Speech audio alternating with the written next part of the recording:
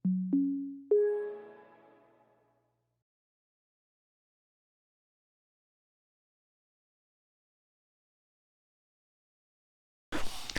Expand करते हैं बेटा टेलर सीरीज के साथ, इसको टेलर सीरीज के साथ एक्सपैंड करते हैं तो वो हमारे पास जो इक्वेशन आ जाएगी वो आएगी v of y is equals to minus omega C square into v of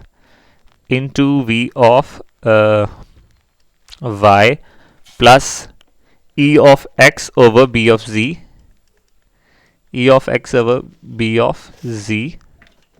एक मिनट बेटा मैं चार्जिंग भी प्लग इन कर लूँ। ओके, तो कहाँ थे हम जी, आगे जो है हमारे पास cos k ऑफ x उसी तरह से आएगा k ऑफ x नॉट, ठीक है।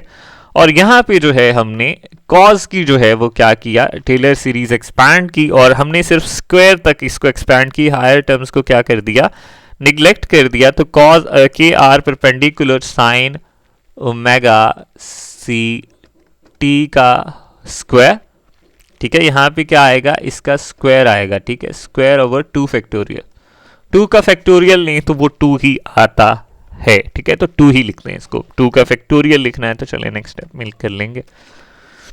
प्लस आगे जो है वो चलती जाएंगी इक्वेशंस जो हमने नहीं लेनी, जो हमने आगे जो है वो नहीं लेनी, लेकिन अब नीचे माइनस के साथ टर्म थी और माइनस के साथ आपकी जो है वो साइन के ऑफ एक्स नॉट, और यहाँ पे जो है वो साइन की नेक्स्ट वाली जो है आपकी एक्सपेंशन होगी, ये साइन ऑफ फाई वाली, जहाँ पे हमारे पास क्या है, फाई की जगह हमारे पास K R perpendicular sine omega सी टी होगा, K R perpendicular sine omega सी टी माइनस, यहाँ पे माइनस क्यूब के साथ एक वैल्यू है, हमने जो है के R perpendicular sine omega C T का whole cube over 3 factorial, plus आगे जो है वो वैल्यूज प्लस माइनस में जो भी हैं हमने उसको क्या करना है, कैंसल आउट करना है।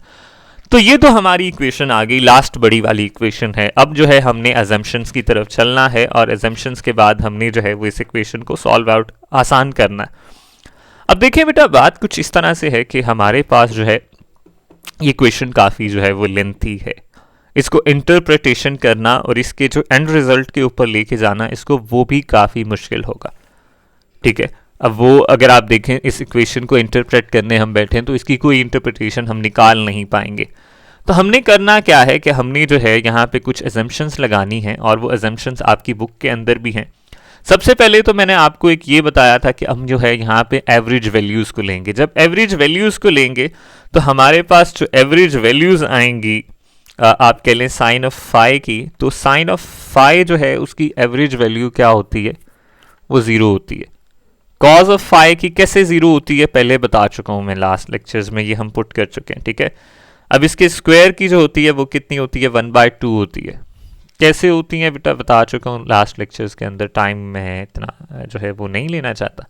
साइन ऑफ फाई का जो है वो भी वो साइन ऑफ फाई जो है स्क्वायर के साथ जो है वो भी किसके बराबर होती है, 1/2 के बराबर होती है। ये कुछ वैल्यूज़ हैं हमने जो यहाँ पे ना पुट करनी है, यहाँ पे जो है वो पुट करनी है। फाई जहाँ जहाँ भी है आपने तो ये स्टेप लिख लेना है, मैं इसी स्टेप के ऊपर जो है आपको जो है वो क्या करवाऊँगा, यहाँ पे ना एवरेज करवा दूंगा इसकी। ये जैसे साइन ओमेगा सी टी है, के आर साइन ओमेगा सी टी वाली है, तो मैं इसको जो है वो एवरेज वैल्यूज़ में कर दूंगा, तो वहीं से जो है हम उसको करेंगे, माइनस कर लेंगे। अब नेक्स्ट जो है बेटा मैं आपको बुक से ही समझाता हूँ कि बुक वाले ने भी ये अजम्पशन की है तो हमने इसको फॉलो अप करना है। तो बुक में अगर आप देखें तो वो कहता है, ये रहा,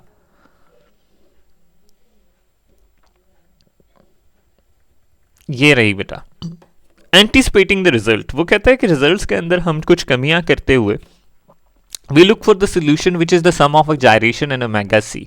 हम जो है वो देखते हैं कि यहाँ पे 2 किस्म के सोल्यूशन आते हैं। एक तो जो है वो क्या कर रही है, ई की तरफ जा रही है, हमारी जो इक्वेशन है वो कहाँ जा रही है, ई की तरफ मूव कर रही है। कहाँ है डायग्राम, ये रही। एक तो ये जो है वो ई की वजह से जो है वो ऊपर वाई की डायरेक्शन के ऊपर जा रही है, ठीक है, यूँ वाई की डायरेक्शन में मूव कर रही है। दूसरा ये जो है वो सर्कुलर मोशन भी कर रही है मैग्नेटिक फील्ड लाइंस की वजह से, ठीक है। ये जो है वो इलेक्ट्रिक ये जो है वो जायरेट भी कर रही है। तो इसका जो है वो मोशन एक तो ऊपर को है और दूसरा सर्कुलर ये जो है वो जायरेट भी कर रही है। अब ये जो जायरेशन वाला मोशन है ये सिर्फ और सिर्फ इसकी मैग्नेटिक फील्ड लाइंस की वजह से ये सर्कुलर मोशन करता है। अगर इलेक्ट्रिक फील्ड लाइन दी जाए तो ये सिंपली जो है वो क्या है, ऊपर को मूव करे या नीचे को मूव करे, जायरेशन ना करे। तो उसने कहा है कि इसको इवेल्युएट करने के लिए, ठीक है, कि since we are interested in finding expression for V of E, क्योंकि जो है हम जो है वो वी ऑफ ई को फाइंड करना चाहते हैं और हमारा जो टॉपिक है फिल वक्त वो क्या है कि इलेक्ट्रिक फील्ड में वेरिएशन करने की वजह से क्या फ़र्क होता है। तो we take out the gyration motion, हम जो है वो जायरेशन मोशन को क्या कर लेंगे, आउट कर देंगे, उसको हम क्या करेंगे, उसको हम कहेंगे कि ये ख़त्म कर दिया। जब हम जायरेशन मोशन को ख़त्म कर लेंगे तो हमारी जो वेलोसिटी के अंदर चेंज है बेटा, एवरेज जो वेलोसिटी के अंदर चेंज आ रहा है टाइम की रिस्पेक्ट से, ठीक है, या एक्सेलरेशन के अंदर जो अगर मैं कहूँ तो वो ज़्यादा बेहतर होगा कि टाइम की रिस्पेक्ट से जो एक्सेलरेशन में एवरेज चेंज आ रहा है वो ज़ीरो हो जाएगा। ठीक है, यहाँ पे जो हमारा, अब मैं अगर आपको वापस लेके चलूँ अपनी इसकी तरफ, यहाँ पे जो है ना, तो यहाँ पे जो है वो मैं क्या कहना चाह रहा था कि जब हम इसको ज़ीरो ले लेंगे, जायरेशन को ज़ीरो लेंगे, तो हमारे पास जो टाइम की रिस्पेक्ट से जो है हमारा चेंज आ रहा है वाई के अलॉन्ग, वो क्या हो जाएगा, एवरेज ज़ीरो हो जाएगा। ठीक है, कि अब वो जायरेट नहीं कर रहा, अब जो है वो सिंपली एक ही उसके साथ मूव कर रहा है, उसमें टाइम एक्सेलरेशन के अंदर जो टाइम की रिस्पेक्ट से चेंज आ रहा है वो निग्लेजिबल है, वो ज़ीरो हो गया। तो अब हमने क्या किया, हमने कुछ चीज़ें क्या करनी है कि हमने जो है वो एवरेज पुट करनी है वैल्यू में। आपने अब इस स्टेप के अंदर जहाँ जहाँ मैंने ये ब्रैकेट डाली है तो वहाँ वहाँ आपने क्या करना है, ये के आर साइन ओमेगा सी टी वाले के ऊपर एवरेज पुट करनी है। यहाँ पे एवरेज पुट कर दें तो साइन ओमेगा सी टी के अंदर एवरेज जब करेंगे तो ये टर्म भी हमारी क्या हो जाएगी, ज़ीरो, और ये जो है फैक्टोरियल वाली ये भी ज़ीरो, ये वाली भी ज़ीरो। जब ये दोनों ज़ीरो तो इसका जो सम है ये पूरी ही टर्म हमारी ज़ीरो की, माइनस के बाद वाली सारी की सारी टर्म जो है वो किसके बराबर हो जाएगी, ज़ीरो के बराबर हो जाएगी। उसके बाद यहाँ पे जो है वो 1 रह जाएगा और ये वाली टर्म भी हमारी, जब हम इसका एवरेज लेंगे बेटा तो ये वाली भी टर्म क्या हो जाएगी, ज़ीरो हो जाएगी। तो हमारे पास जो इक्वेशन बचेगी बेटा, आसान इक्वेशन, वो बच जाएगी हमारे पास, zero is equals to minus omega C square into V of Y plus E of x over B of ji cos के of X. Wait a minute, ये ज़ीरो नहीं होगी बेटा, ये वाली टर्म जो है ये ज़ीरो नहीं होगी, ये स्क्वायर के साथ है, ठीक है, ये स्क्वायर के साथ है, यहाँ पे ना ये स्क्वायर भी लगा हुआ है, सॉरी माय मिस्टेक, और स्क्वायर के साथ जो है ये 1/2 होगी, ये जो टर्म है ये 1/2 के बराबर आ जाएगी। सॉरी मैं कुछ जल्दी ही ज़्यादा मैंने कुछ कर दी, तो ये क्या आ जाएगी 1/2, ये जो हमारी साइन ओमेगा सी टी के बराबर 1/2 होगी, और ये साथ जो है वो के आर एल जो है एज इट इज़ आएगा, तो ये आपका आएगा अंदर 1/2 के आर परपेंडिकुलर, और यहाँ पे इसका स्क्वायर भी था, इसका ये इसके ऊपर भी स्क्वायर होगा, ये इसके ऊपर भी स्क्वायर होगा। मैं कुछ स्टेप जो हैं वो थोड़े शॉर्ट कर रहा हूँ जिस वजह से ये थोड़ी सी चीज़ें आ रही हैं, मैं टाइम भी बचाना चाह रहा हूँ अपना भी आपका भी। तो ये इक्वेशन कुछ इस तरह से बन जाएगी, ठीक है, यहाँ पे 1 माइनस बी था, यहाँ पे 1 माइनस बी था, ये वाला 1 माइनस बी था, तो ये इक्वेशन आपकी बनेगी माइनस ओमेगा सी, इसको जो है यहाँ पे डिवाइड करके इसको भी ज़ीरो कर दें। जब आप इसको भी ज़ीरो करेंगे तो वो बराबर आएगी v of Y plus E of x over B of ji cos के ऑफ एक्स 1 माइनस ये 1/2 कितना हो जाएगा, 1/4 के स्क्वायर आर परपेंडिकुलर स्क्वायर। ठीक है, ये हमारी जो है वो इक्वेशन आ जाएगी।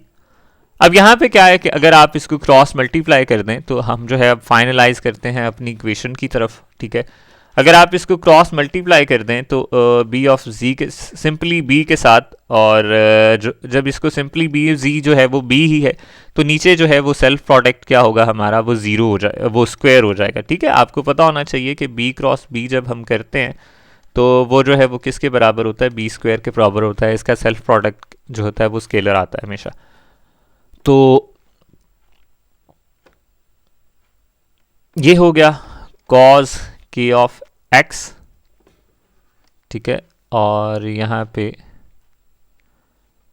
1 माइनस 1/4 की स्क्वायर आर पैरेलल का स्क्वायर, ये हमारी इक्वेशन थी जिसको हमने प्रूव कर लिया 0 के बराबर। अब v ऑफ y जो है वो इधर से उठा के इधर रख दें आप, तो v ऑफ y जो है वो इधर आ जाएगी, इधर जो है वो माइनस के साथ आपकी वैल्यू होगी। यहाँ पे सबसे पहले आपने करना क्या है कि सबसे पहले b को जो है वो इस तरफ मल्टीप्लाई करने के बजाय इस तरफ से मल्टीप्लाई करें। जब b को आप इस तरफ से मल्टीप्लाई करेंगे तो यहाँ पे जो है वो माइनस के साथ जब टर्म आएगी तो उसको आप पॉजिटिव करने के लिए क्या करेंगे कि e को पहले लिख देंगे, और हमारी मर्जी है ना बेटा, हम b को राइट साइड से मल्टीप्लाई करेंगे या लेफ्ट साइड से, तो आप लेफ्ट साइड से इसको मल्टीप्लाई करें। जब लेफ्ट साइड से इसको मल्टीप्लाई करेंगे तो फिर जब उस तरफ से लेके जाएंगे तो वो जो है आपकी क्या हो जाएगी, पॉजिटिव में आएगी, ठीक है। e cross b over b square cause of के एक्स। सॉरी बेटा मैं टाइम थोड़ा से बचा रहा हूँ, ठीक है।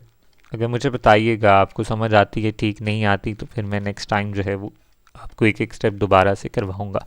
तो ये हमारी कुछ फाइनलाइज इक्वेशन बनती है बेटा, ये हमारी कुछ फाइनलाइज इक्वेशन बनती है जो आपके पेपर के, जो आपकी बुक के अंदर अगर मैं फ्रांसिस एफ चेन की दिखाऊं तो वहाँ पे भी यही है, ठीक है। उसकी डेरिवेशन का कुछ तरीका अलग है।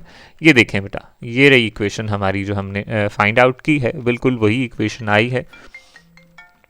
तो यहाँ से अगर आप नीचे देखें तो वो कहता है कि ये इक्वेशन जो है v of e is equals to 1 plus this, और इसका जो ये सेकंड टर्म है वो कहता है कि ये जो 1/4 आर एल स्क्वायर है, 1/4 आर एल स्क्वायर, ये एक एक्स्ट्रा टर्म आई है हमारे पास, ठीक है। अगर हम पहले की बात करें तो पहले v ऑफ e जो हमारी ड्रिफ्ट वेलोसिटी आई थी वो simply e cross b over b square के बराबर आई थी, ठीक है। उसमें ये वाली 1/4 वाली टर्म नहीं थी एक्स्ट्रा, ठीक है। तो अब जो है जब हमने मैग्नेटिक फील्ड लाइन को चेंज किया तो हमारे पास जो है वो आर एल के स्क्वायर के साथ और वेव नंबर के जो है वो रिस्पेक्ट के साथ जो है वो कुछ चेंजिंग आने लग गई।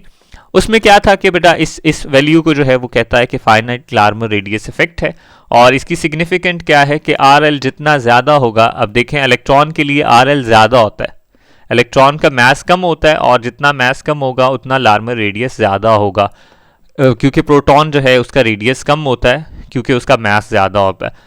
तो v is no longer independent of this species. अब जो है वो वी ई जो है वो आर एल पे भी डिपेंड कर रही है, ठीक है। और वो कहता है कि अब जबकि आर एल जो है वो पे डिपेंडेंस है वी ई की, तो हम जो है वो एक स्पेसिफिक वी ई प्रोड्यूस करके क्या कर सकते हैं, इलेक्ट्रॉन और आइंस को क्या कर सकते हैं, आपस में सेपरेट कर सकते हैं। इसकी वजह से हम क्या कर सकते हैं, आइंस और इलेक्ट्रॉन्स को सेपरेट कर सकते हैं कि हम जब इलेक्ट्रिक फील्ड देंगे तो वेरिंग इलेक्ट्रिक फील्ड होगी और उसके अंदर आर एल फैक्टर है हमारे पास, तो इस आर एल फैक्टर से क्या होगा कि हमारे जो आइन होंगे उनका रेडियस अलग होगा और जो प्रोटॉन होंगे उनका रेडियस अलग होगा उनके मास की वजह से, तो वो दोनों सेपरेट हो जाएंगे, उनके मोशन जो हैं वो सेपरेट हो जाएंगे। तो इससे क्या होगा कि पॉजिटिव और नेगेटिव फील्ड्स, नेगेटिव जो चार्जेस हैं वो अलग हो जाएंगे। जब दोनों अलग होंगे तो दोनों के दरमियान एक इलेक्ट्रिक फील्ड जनरेट हो जाएगी, ठीक है। सेकंड इलेक्ट्रिक फील्ड वो कहता है यहाँ पे ना, एक सेकंड इलेक्ट्रिक फील्ड जो है वो जनरेट होगी। ये क्या करेगी, इनहैंस कर देगी फर्स्ट वन को।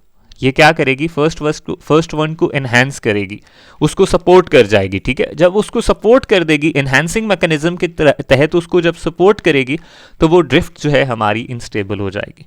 हमारी वो जो ड्रिफ्ट होगी बेटा वो क्या होगी, इनस्टेबल हो जाएगी। उसको हम क्या कहेंगे, drift instability. So this is all what we have, ठीक है। वो कहता है कि ये जो है वो वेव नंबर पे भी डिपेंड करती है, क्योंकि ये के वेव नंबर पे भी डिपेंड करती है, तो हम इसको माइक्रो इंस्टेबिलिटी कहते हैं, क्योंकि वेव नंबर जो है वो एक माइक्रो फैक्टर है टू अंडरस्टैंड, ठीक है। तो बेटा this is all what we learn today, और हमने जो है आई होप सो बेटा आपको जो है वो चीज़ें समझ में आ गई होंगी। तो आज के लिए बेटा इतना ही। आई होप सो आपको ये जो लेक्चर था वो समझ में आ गया होगा। Thank you very much for your time.